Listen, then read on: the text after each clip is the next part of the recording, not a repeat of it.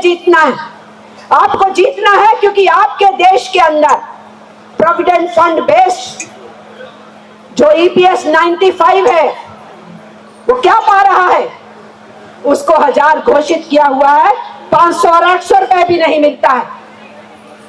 आप एक असंगठित मजदूर से भी नीचे फेंके हुए हैं, उसको बदतर हालत है उसकी। उनकी गिनती लाखों में है कि हर लड़ाई महत्वपूर्ण है, इंपॉर्टेंट है आज, क्योंकि हम कुछ भी चांद नहीं मांग रहे, सूरज नहीं मांग रहे कि यहां पर उतार दीजिए, हम वो मांग रहे हैं जो हमारे पास था, तुम लोगों ने छीन लिया, वो हमें वापस चाहिए। एनपीएस और यूपीएस नहीं, हमें ओपीएस वापस चाहिए, ये हम कह रहे हैं।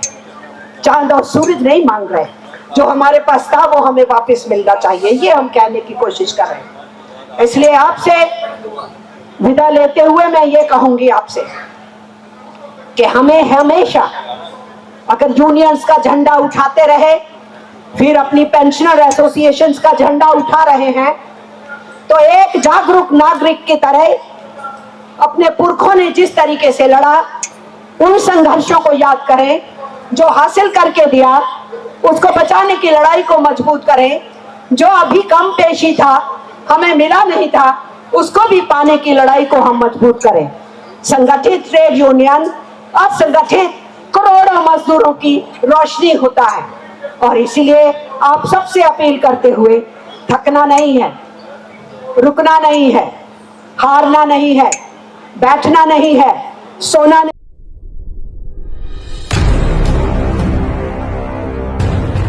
एनपीएस में किस तरीके से चेंजेस लाया, ओपीएस को खत्म करते हुए, और एनपीएस से यूपीएस में आए, और पार्लियामेंट में फाइनेंस बजट पेश करते हुए इसमें कैसे चेंजेस लाए, जो प्रॉमिस किया जब नोटिफाई किया तो उसमें से बहुत सारी चीज गायब किए, वो सब डिटेल उन्होंने बोला, तो मुझे वो सब कुछ दोहराने की जरूरत नहीं पड़ेगी।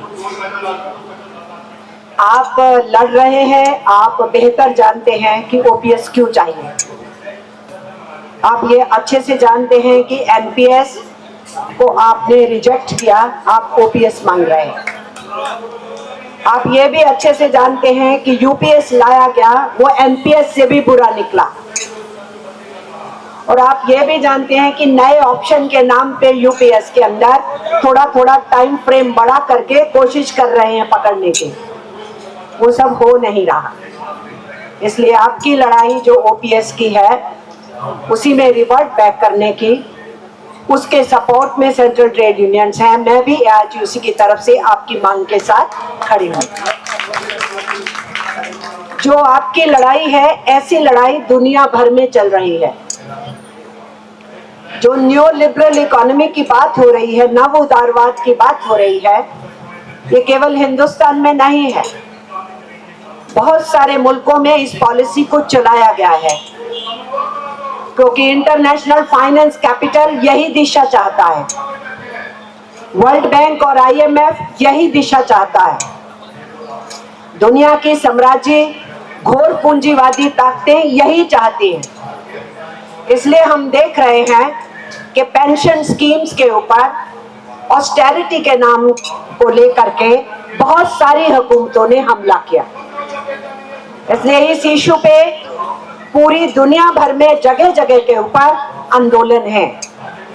वर्ल्ड फेडरेशन ट्रेड यूनियंस की जो पेंशनर्स की एसोसिएशन है, उन्होंने भी पिछले दिनों बहुत बड़े बड़े सम्मेलन करके दुनिया भर के अपनी अपनी पेंशन को सेव करने के लिए और अपनी अच्छी पेंशन में रिवर्ट बैक करने की लड़ाइयों का उन्होंने समर्थन किया।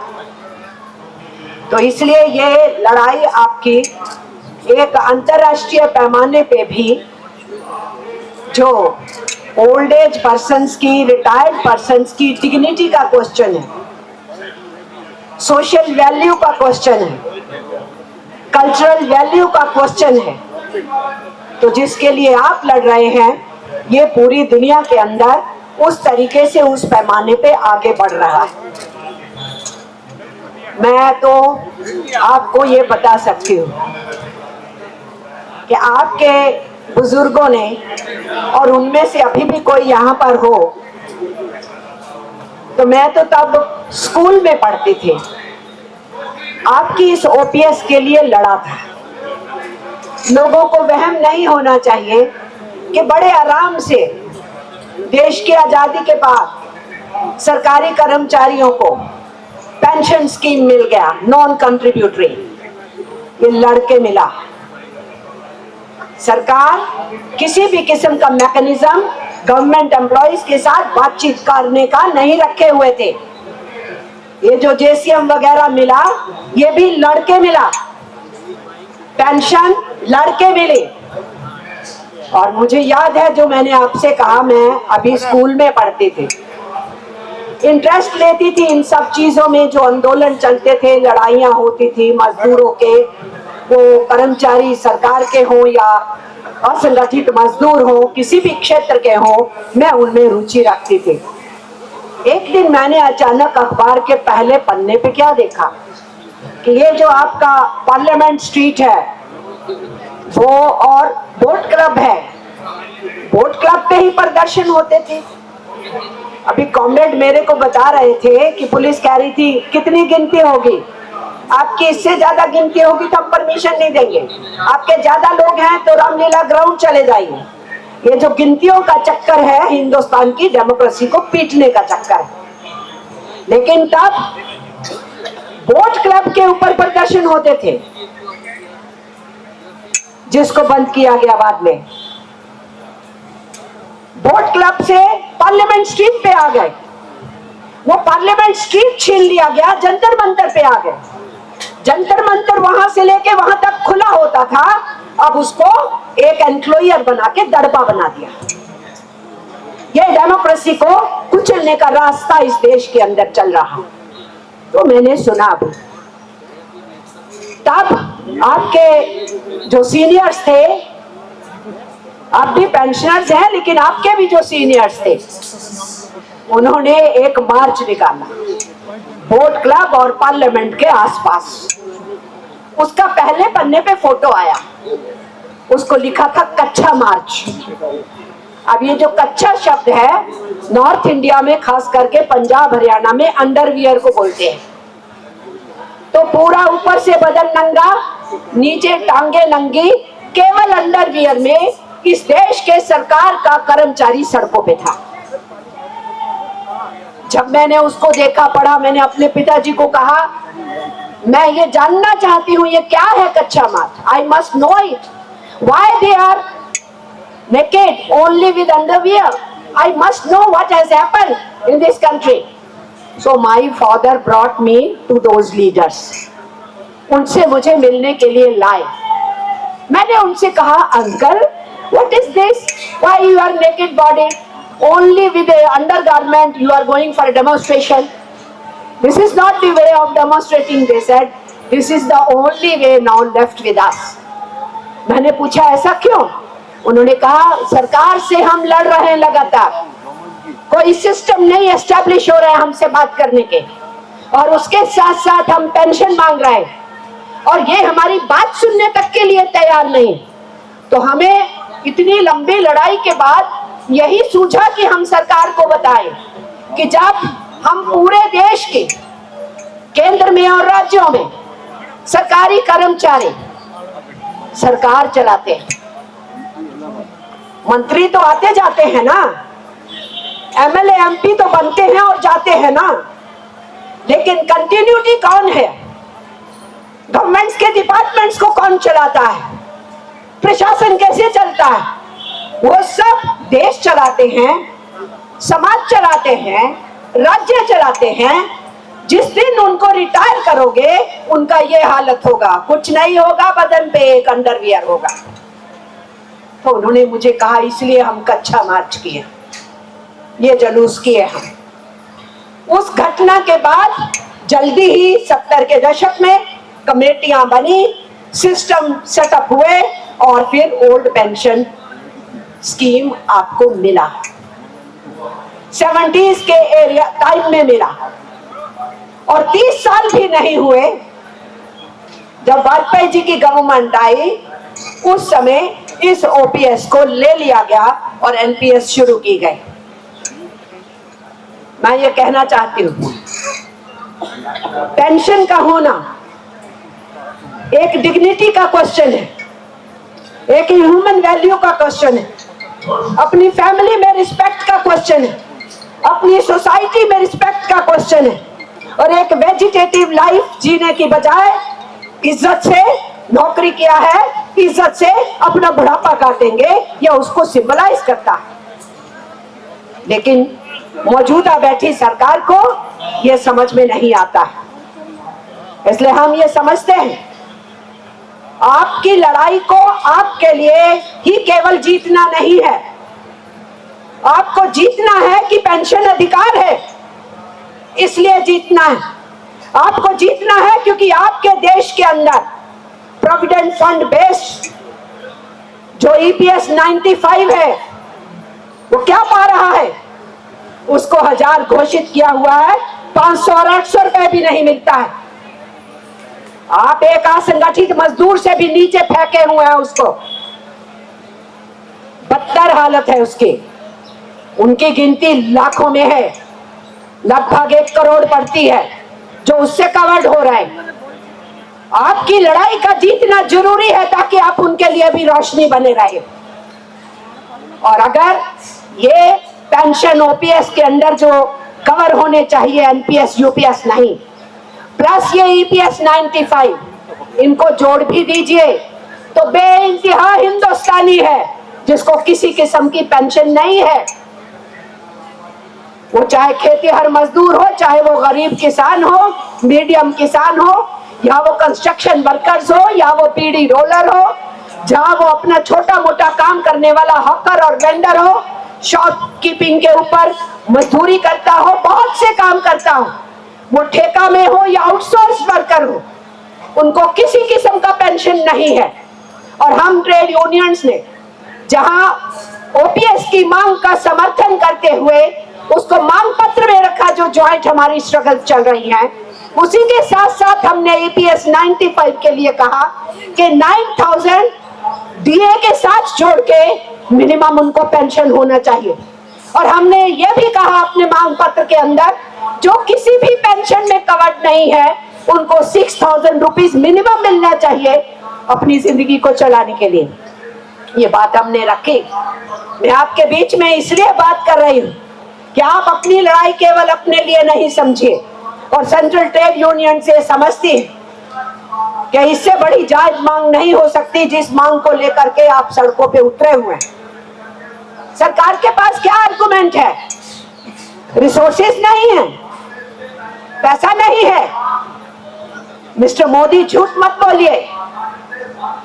आपके पास अडानीज और अंबानीज को लुटाने के लिए सब कुछ है, और आप इस देश के कर्मचारियों को, वर्कफोर्स को, जो देश के लिए काम करती है, उनको देने के लिए कुछ नहीं है। तो आपके आर्गुमेंट को हम मान लें। आपने पिछले 10 साल के अंदर 16 लाख करोड़ रुपया माफ किया है हमारी सरकारी बैंकों का पैसा, और मेजॉरिटी कॉर्पोरेट्स ने लूटा और पैसा वापस नहीं लौटाया, और सरकार ने उसको रजिस्टर से साफ कर दिया, उतार दिया, राइट ऑफ कर दिया। इतना ही नहीं, आप सॉल्वेंसी एक्ट लेके आ गए। उस सॉल्वेंसी एक्ट के जरिए से जो कॉर्पोरेट्स ने लूट की हुई है अरबों खरबों की, उसकी लूट को उनके जेन्युइन पैसे के रूप में बदलने के लिए सॉल्वेंसी एक्ट का इस्तेमाल किया जा रहा है। 70,000 करोड़ किसी कॉर्पोरेट घराने पे है, उसको कह रहे अच्छा माई बाप 10,000 करोड़ ही दे दो, 60,000 करोड़ खा गए हो तो खा गए हो। उसके बाद एक और कानून लेके आए, एक और धारा लेके आए। वो क्या धारा है कि अमरजीत कौर के घर में चोरी हो गई और हमने कंप्लेंट लिखा दी, और कुछ दिन के बाद पुलिस हमारे पास आके कह रही है मैडम ऐसा कीजिए ना, आप चोर के साथ समझौता कर लीजिए, शायद कुछ आपको मिल जाए। ये है नियम और कानून। इसलिए आप ये समझ लीजिए, ये आइसोलेशन में नहीं हो रहा है, ये उसी न्यू लिबरल इकोनॉमी के मॉडल में हो रहा है, और ये मॉडल पूरी दुनिया के अंदर धकेला जा रहा है। और उस मॉडल के तहत युद्ध करो, उन्माद करो, हथियारों की होड़ बढ़ाओ, उस पे पैसे खर्चो, आम मानव की जो जेन्युइन डिमांड्स है उसकी तरफ ध्यान नहीं दो। ये पूरी दुनिया के पैमाने पे जो चल रहा है, हमारे हिंदुस्तान की हुकूमत भी उसी रास्ते पे चल रही है। आप ही बताइए, आपने तो देखा था ना, ट्रंप के जीतने के बाद इलॉन मस्क और ट्रंप कैसे कोजी हो रहे थे, और वहां की हथियारों की लॉबी के जो कॉन्ट्रैक्टर्स हैं हथियारों के, वो कितने ट्रंप के अपने को नजदीक महसूस कर रहे थे, क्योंकि इलॉन मस्क ने भी, और जो हथियारों की कॉन्ट्रैक्टर लॉबी है वहां पर, उन्होंने भी बहुत पैसा खर्चा ट्रंप को जिताने के लिए, और जैसे ही ट्रंप जीते उनका हथियारों का बजट 3 गुना हो गया। उनकी ऑस्टेरिटी मैयर्स के नाम के ऊपर सरकारी कर्मचारियों को निकाल निकाल के फेंकना शुरू किया। उनके ऊपर जितने भी उनके प्रावधान थे उनकी मदद के, उनको हटाना शुरू किया। ये चल रहा। अब इलॉन मस्क उनके दोस्त है नहीं है, आज लड़ते हैं, आज मिलते हैं। नरेंद्र मोदी के वो दोस्त हैं कि नहीं है, आज लड़ते हैं, कल को एक दूसरे की हाँ में हाँ मिलाते हैं।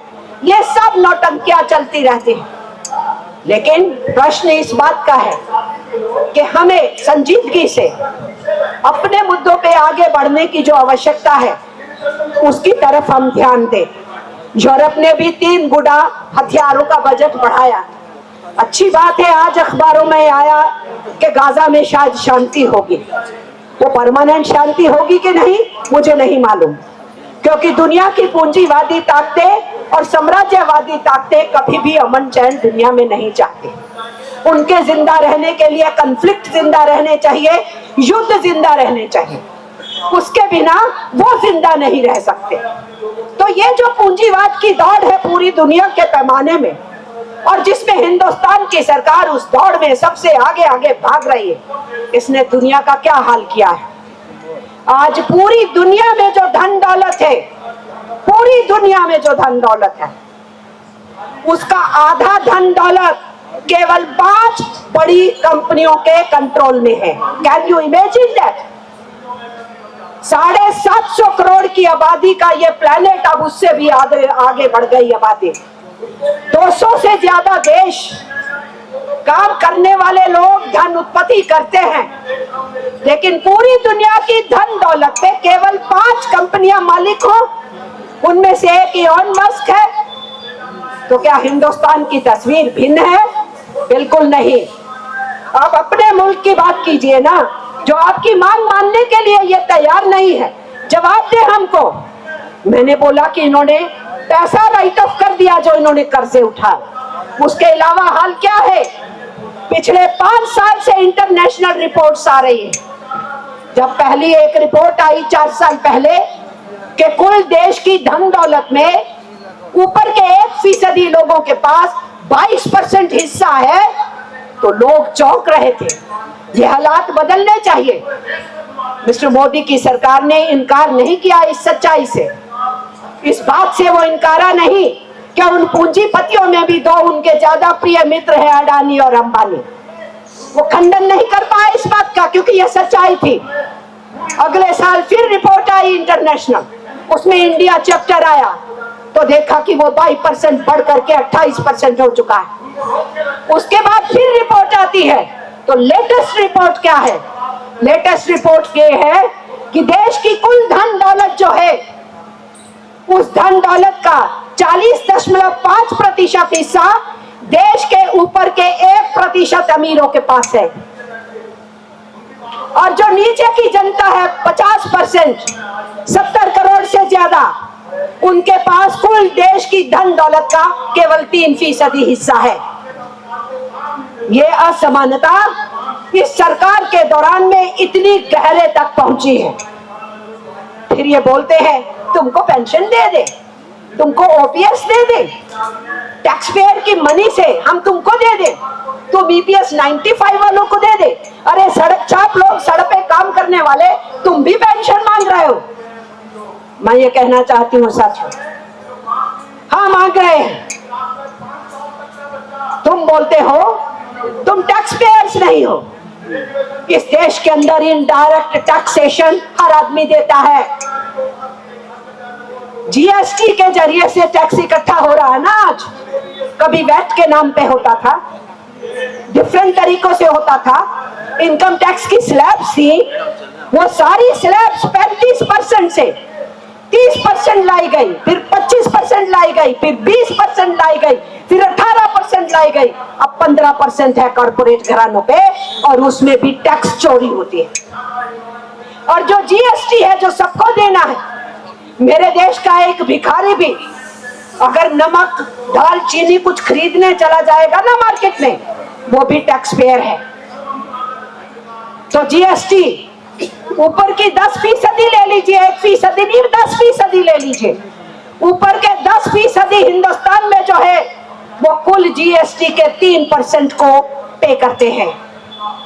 और ये जो नीचे की जनता मैंने आपको बताई, जिसके पास कुल धन दौलत का 3% हिस्से आता है, वो जीएसटी का 65% हिस्सा पे करते हैं। शर्म नहीं आती इन हुकूमतों को ये बोलते हुए कि पेंशन क्यों मांगते हो, हमसे अधिकार क्यों मांगते हो, शिक्षा सस्ती इलाज सस्ता क्यों मांगते हो, पीने का पानी स्वच्छ और सस्ता हमसे मांगते हो। तुम्हारी भी सड़ी गली बस्तियों में एक सड़क होनी चाहिए, तुम मांग करते हो।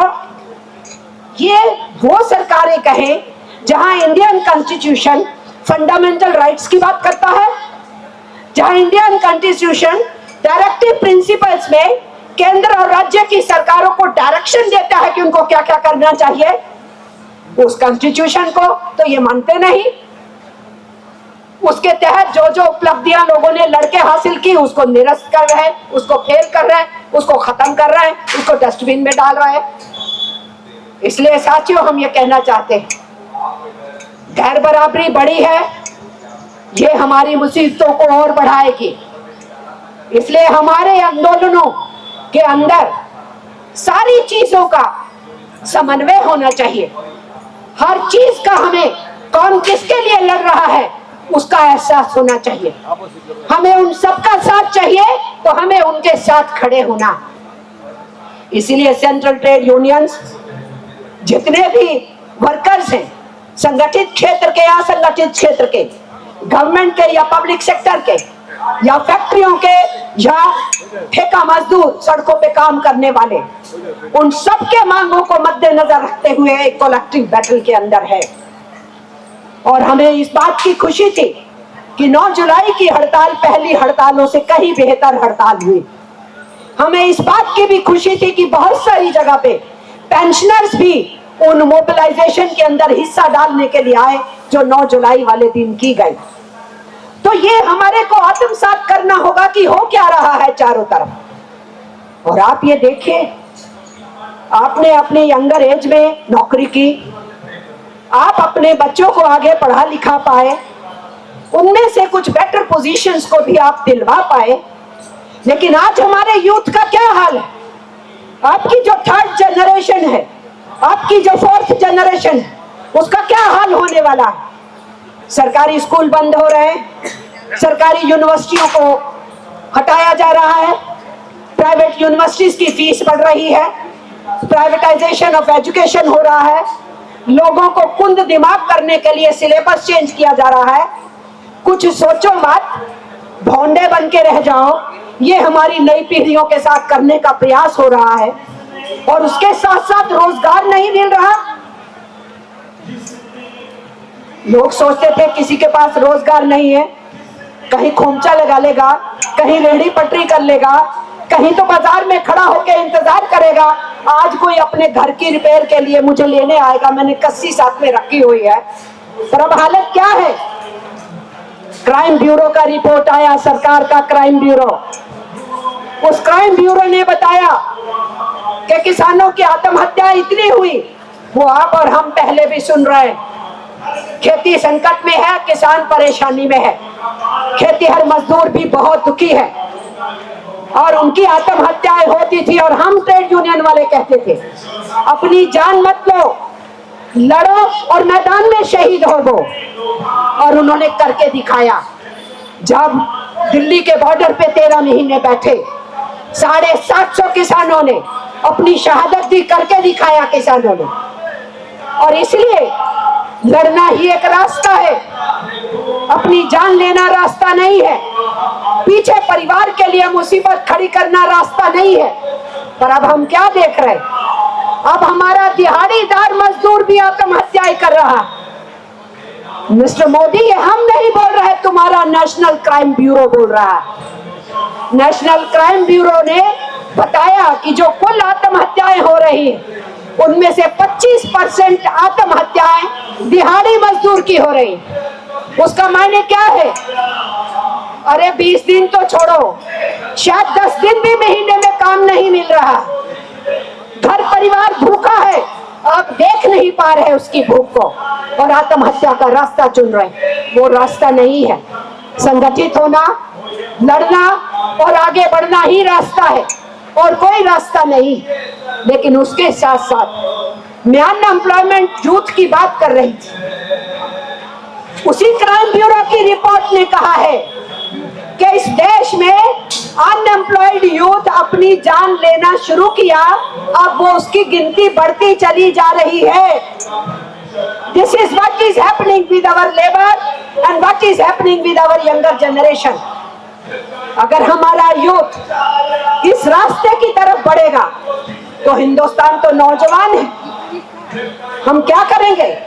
हमारी 65% आबादी 35 बरस से नीचे की है और मैक्सिमम अनएम्प्लॉयमेंट 20 to 25 इयर्स के एज ग्रुप में है।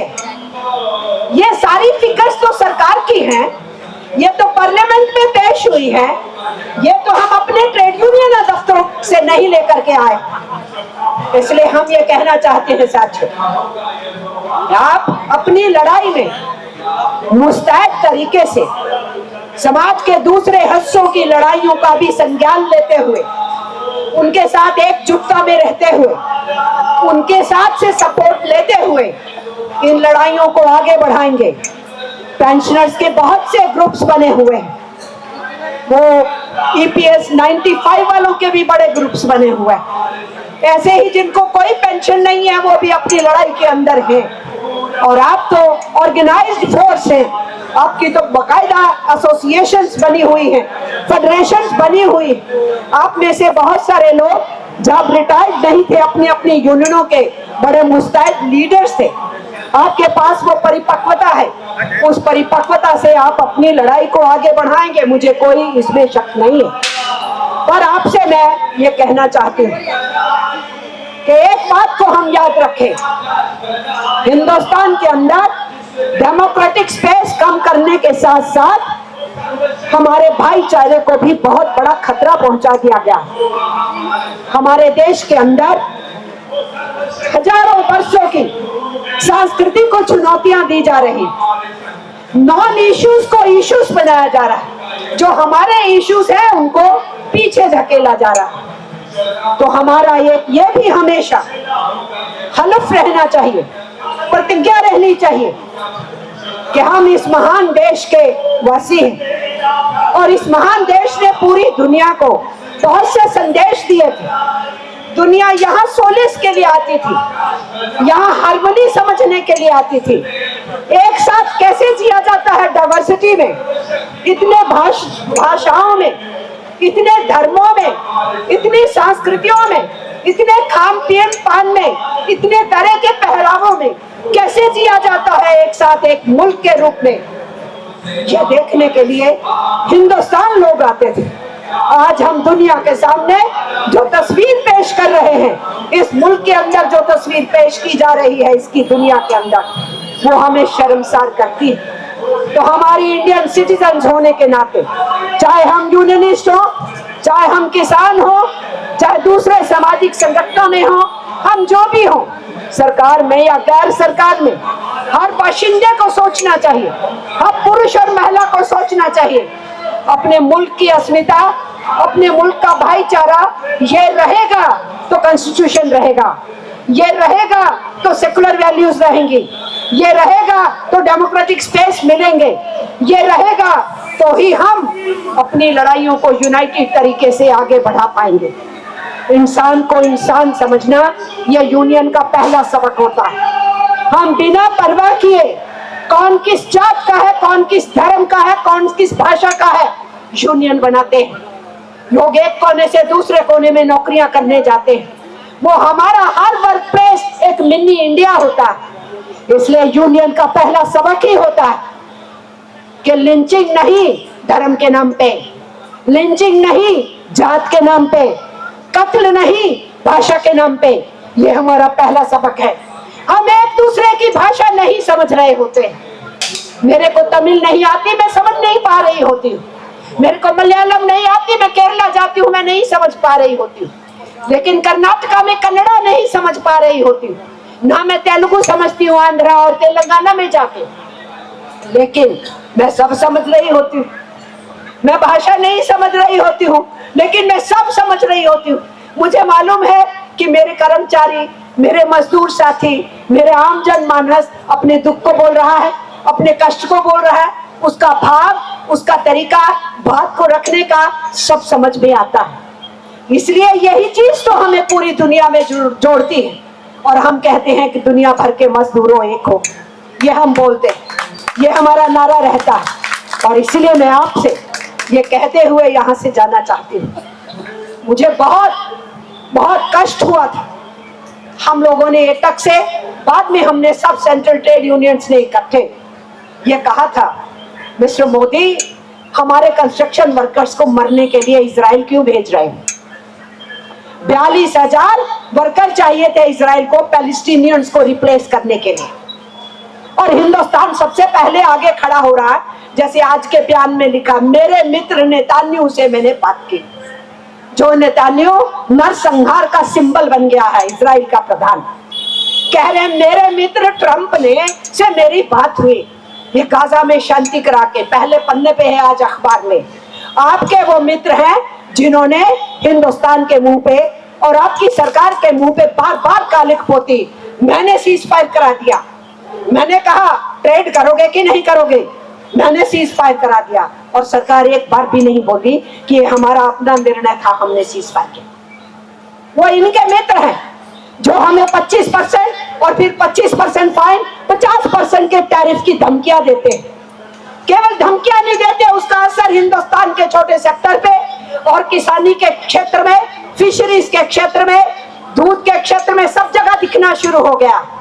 वो हम देख रहे हैं। इसलिए हम ये समझते हैं कि हर लड़ाई महत्वपूर्ण है, इंपॉर्टेंट है आज, क्योंकि हम कुछ भी चांद नहीं मांग रहे, सूरज नहीं मांग रहे कि यहाँ पर उतार दीजिए। हम वो मांग रहे हैं जो हमारे पास था, तुम लोगों ने छीन लिया, वो हमें वापस चाहिए।